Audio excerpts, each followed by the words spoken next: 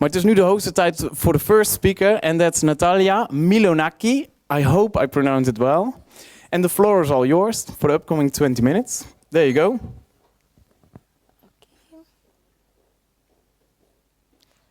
Hello everybody, my name is Natalia Mylonaki. I want to welcome you to my presentation entitled Food for Thought, the Social Benefits of Urban Agriculture. In this presentation, urban agriculture is proposed as a possible way of upgrading the urban quality of life. Let me show you first an overview of what we're going to discuss today. First of all, I'm going to make a small introduction about the social problems that were the base of this design. Then I'm going to give you a quick overview of urban agriculture and its solutions. Then I'm going to give you an example of a possible implementation of the urban agriculture in Woensel West. This was made in my master thesis entitled Agriculture in a Row, Urban Agriculture for Creative Row Housing as a Way of Smart Living, the case study of Woensel West in Eindhoven. And then I'm going to sum up my presentation, and of course any questions are welcome. So, as far as the social problems that were stated are concerned, first of all, the basic problem that was very important for me was the family and communal alienation due to the use of technology in our days. The technological advances have changed the way that we live today in the urban houses. 45% of the waking hours of an adult are spent in front of a screen. And family members nowadays tend to focus on the screens and spend less time for their interpersonal relationships. So this was the first problem, and the second problem was the changes in our nutrition habits in the urban houses. Nutrition plays a very important role in the physical and mental well-being, and this is a very important aspect in the quality of life. The meals have always been not only a vital calorie intake in the past, but also they were part of the social events in the house. So the meals were prepared by the mother, and as a token of love, mostly, and almost everything that was prepared was grown in the house. So today, family members tend to have fewer meals together, and they don't really know what they are eating and what is the proper period of time of eating some fruit or vegetables, and how this food has been transferred and given to them. And mostly these meals are pre-cooked and heated in order to be served. So having in mind these two basic problems, there is one question that arises. Is it possible to improve the interpersonal relationships in the urban family by recalling the old nutrition habits? And how can the innovative technologies be used in order to achieve this goal? For this, urban agriculture can be introduced in order to offer a possible solution to this problem. So, let me tell you some things about urban agriculture, make a small introduction about that. Having in mind that by next year, almost 19% of Europeans will be living in cities, and that more than 500 cities around the world have more than 1 million residents, urban agriculture faces food safety and the social implication of food availability as factors of the quality of life in the cities. It sets the food production closer or to the cities themselves. And I will now give you very shortly some of its main benefits. First of all, it has to do with urban food security and nutrition, and it has very important health benefits. It is likely to provide the residents with fruits and vegetables that are of higher nutrition levels rather than these that were transferred for a long time in order to be given to the residents. Secondly, it has a very important role in the local economic development. For example, poor people spend 60 to 80% of their income on food. So urban agriculture gives another gives an idea of how people can save money by growing their own food. Another benefit is that it contributes to the urban environmental management. It helps to productively reuse the contaminated and abandoned areas in the cities, and also contributes to the greening of the cities. But in this presentation, I want to focus on the social benefits of urban agriculture. People come together under one common goal, people that have never met each other before. They get to know how the food is grown. They gain knowledge on its origins and the cultivation techniques and the time that they should grow each fruit or vegetable. And of course, the psychological effects are very important because gardening is a stress relief and a healthy occupation. As far as the expressions of urban agriculture, community gardens is a very common expression. People use the common areas of their building plots or abandoned sites in the neighborhood, and they grow their food there. An old trend are the green roofs, where, when accessible, they can be used for growing food and they can reduce the energy used in the building itself. Another new trend are the vertical farms. Vertical farms are high-rise buildings that are specifically built in order to provide food in the cities. They are not yet built, but there are many new designs on that aspect. And they use high-level technologies in order to produce fish, meat, vegetables, and fruit. Also, many plant-growing systems have been developed. Some of them are, the most common are the hydroponics, where plants are grown by using mineral nutrient solutions in water without soil. And aquaponics connects hydroponics plus fish production, and the plants provide a natural filter for the water, and the fish waste is a natural food for the plants. And fungiculture is a way of growing mushrooms indoors with having straw bags. While there are also some animal growing systems developed, heliciculture is a way of growing snails, and urban beekeeping is another trend. You can see here the Philips design probes concept for the urban beehive, where you can have your own honey grown in your house. So to sum up the urban agriculture idea, it is an undeniable fact that technology has contributed to the family alienation. However, the idea here is that if you put it into a good use, you can achieve positive results towards the residents' quality of life. In the project that I'm going to show you, there are the project is a possible implementation of what is stated before. The intended results of this design are to implement the innovative technologies in the houses in a creative way, and secondly, to offer a better quality of life for the residents in two ways. Firstly, psychologically, of course, by the improvement of their social life, and secondly, physically, by providing them a better nutrition.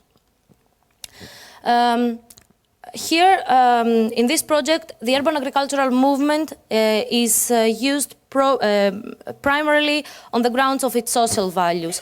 The point here is not to provide the residents the food, their needed food in total, but to improve their interpersonal relationships and their nutrition by the activities of urban agriculture.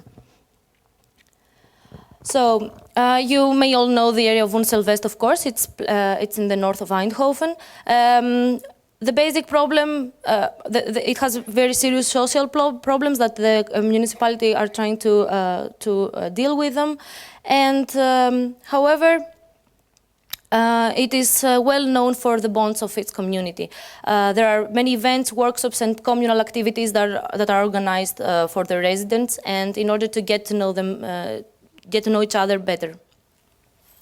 In my design, which is, as I told you again, it's a design that it has not been done, of course. The idea is that I changed the whole central block of Woensel West. The design has 3 scales: the block scale, the housing unit scale, and the systems scale. It has 3 sectors.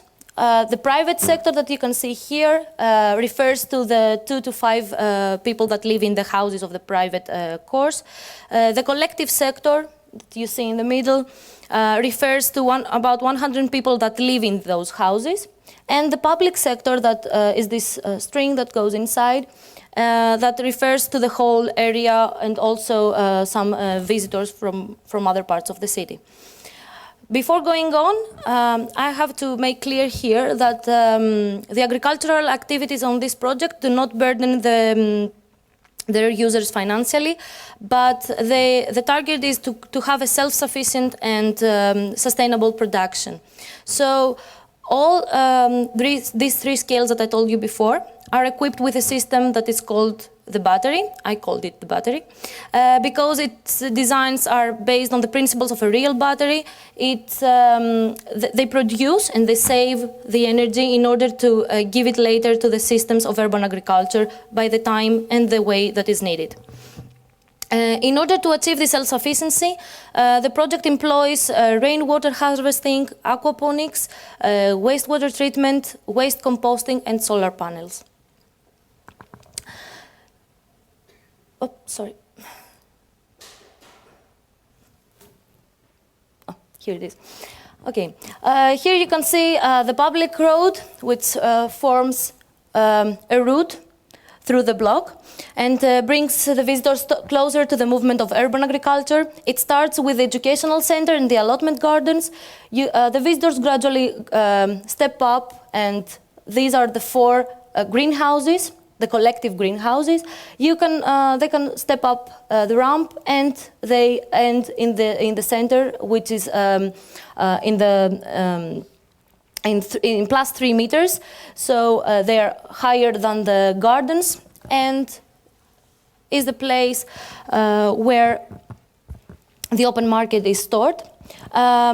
People there can buy fruit and vegetables that are produced in the block itself, and they are exactly at the same place of the production. Then, to continue, they go down, of course, and here is the public restaurant and an open space.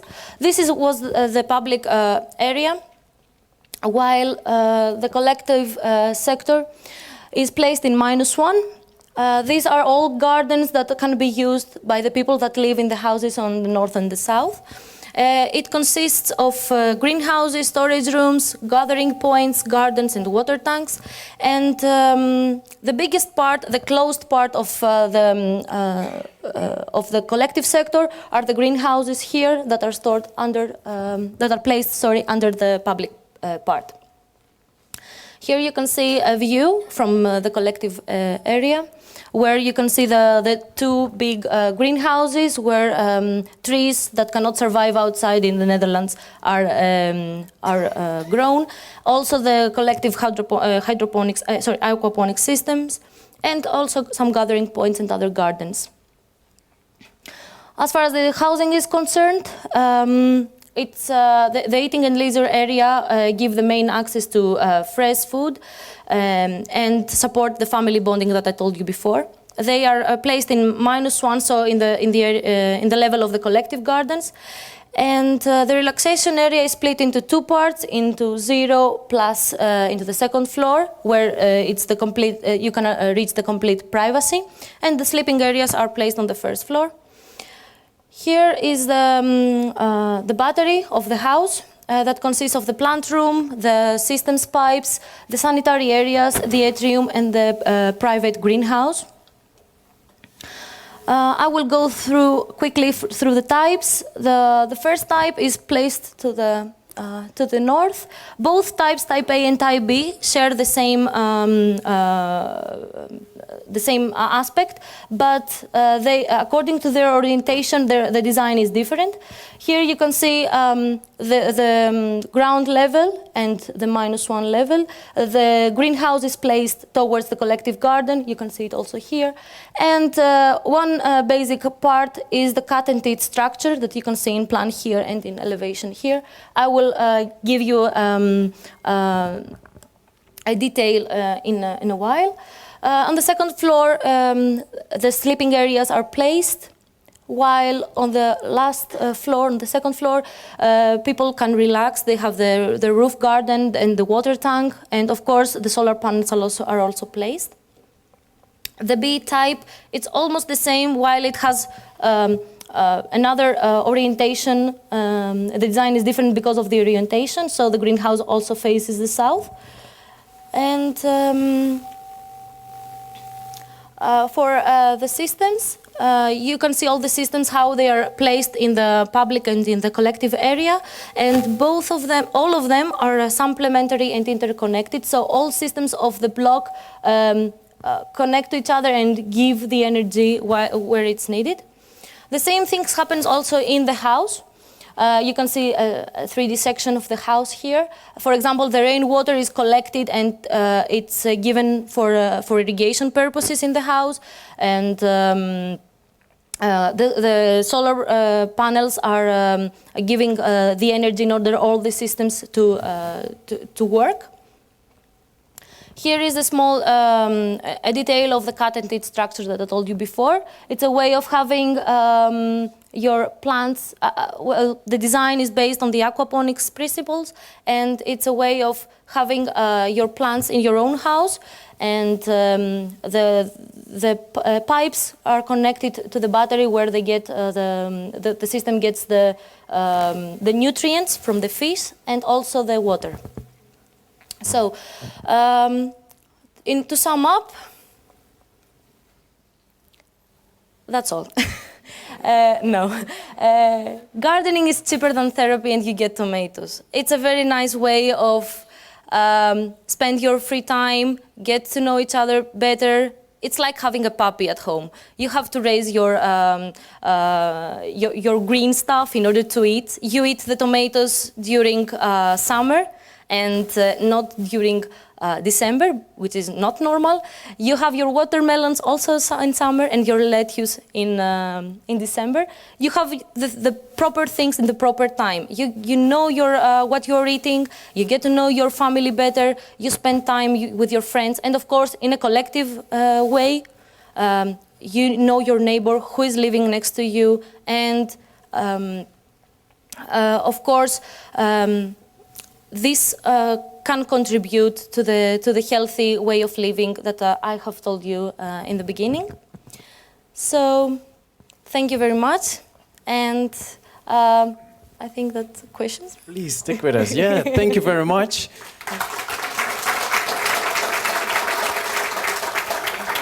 Natalia Mylonaki. Yeah, that's true. Well, I told the audience before that I was studying architecture as well, bouwkunde.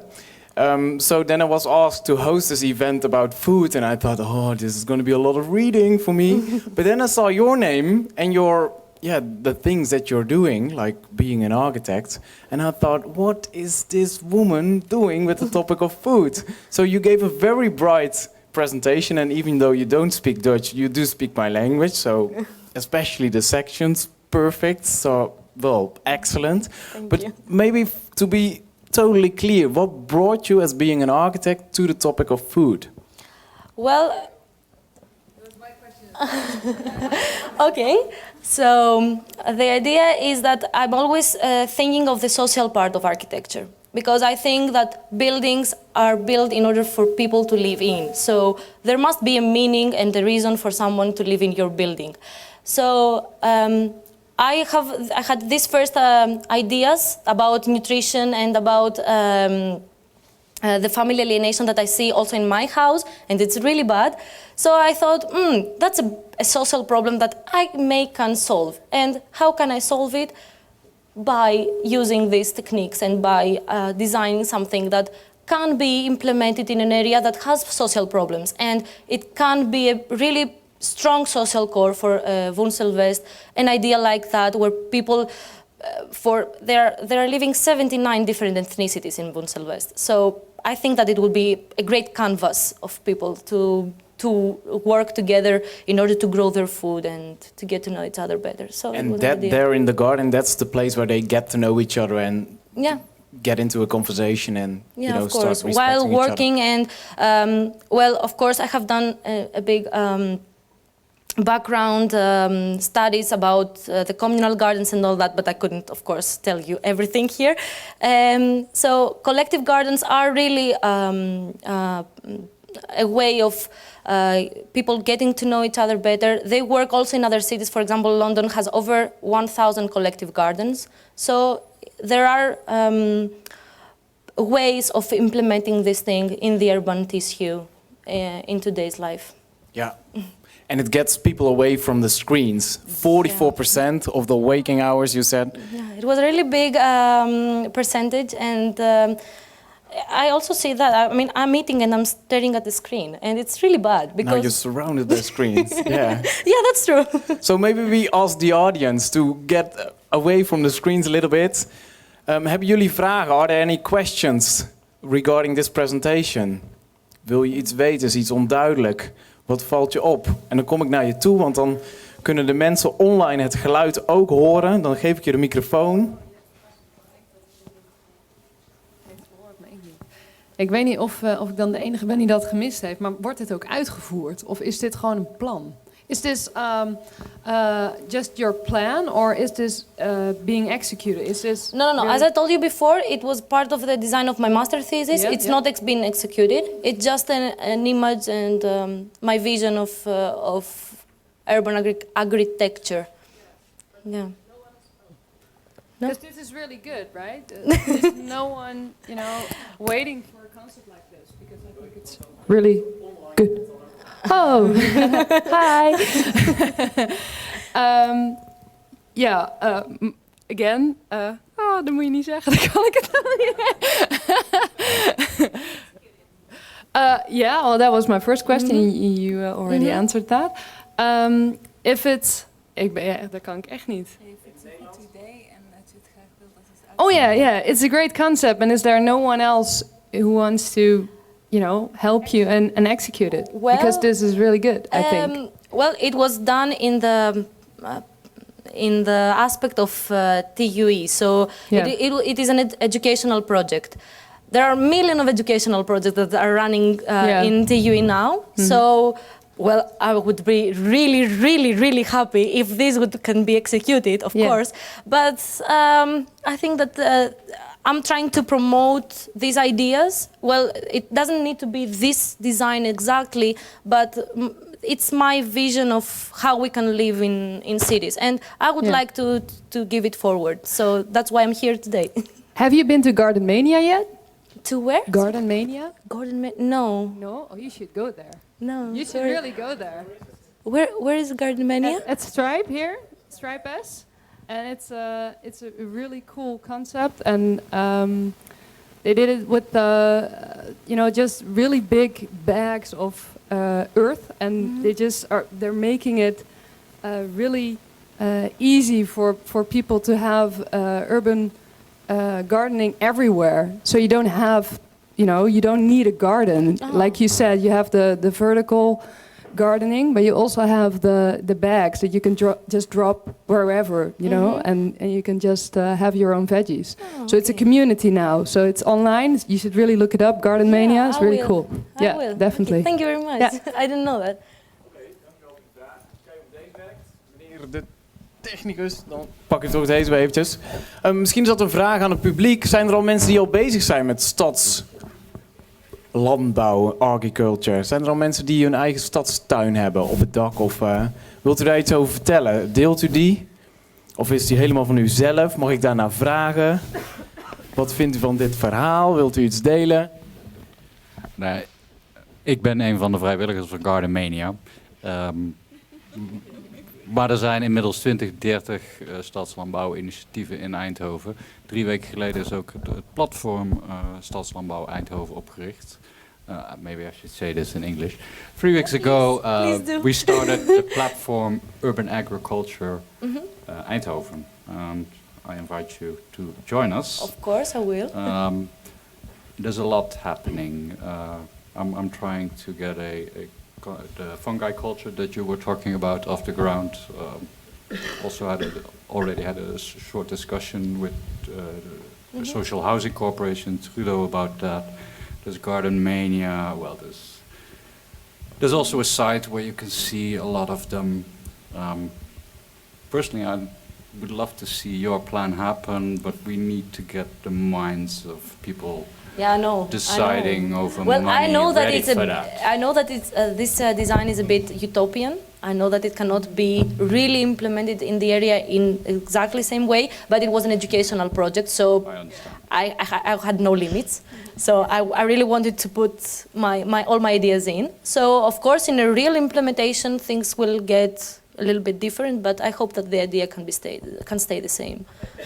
Well, I don't think the idea is necessarily utopian at the moment. Yeah. But things are changing Of very course. fast. Of course. And maybe in 5 years it will happen. Yeah, hope so. Well, real connection is taking place already, and that even without a garden, that's a good thing. Yeah, ga je gang. Also a little bit a link to what the people, my friends back to me telling, is also that last week I think the government of Eindhoven gave us actually the land free, the land of Eindhoven to plant our stuff ourselves. So that makes us also free to think about that way of. And are that specific spots or in general, as I understood it, are all the spots what are of the government. So we are able to plant apple trees where we like. Great.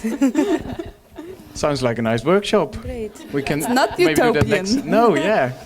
Great. Oké, is er nog iemand die heel graag wil reageren op dit verhaal? Hier vooraan, mevrouw. Gaat uw gang. I was just wondering if you need any more convincing to do to bring this project into real life. Because there is an organization in Holland called IVN. They did a meta-study last year explaining what green environment does to people in general for their mental health, mental welfare, and also for their. So they got all the studies around the world. They put it together, and so it shows that what it does to people when they live around green areas. Also, there's less crime, there's less violence, there's less mental problems, and also for children, for their development, it is really a lot better. I got the study. And I use it to actually try to establish a group for young green workers, like in the age 12 to 18. That means we're going to want to do some guerrilla gardening also in Eindhoven. So maybe we will meet you guys there somewhere. Networking. And other projects as well. But I use this study to do some convincing. But this is really good material for you too. Because it does a lot more than what you explained in your story, actually. Okay. So that's all I want to add. Perfect, Good. thank you very much. Dank u. So, and that's only the first speaker. We have still 3 people in store. Is there still a question? Vind je het goed om dat in de pauze te doen? Dan gaan we door met het programma en hebben jullie in ieder geval een link. Sorry, Dutch, English altogether.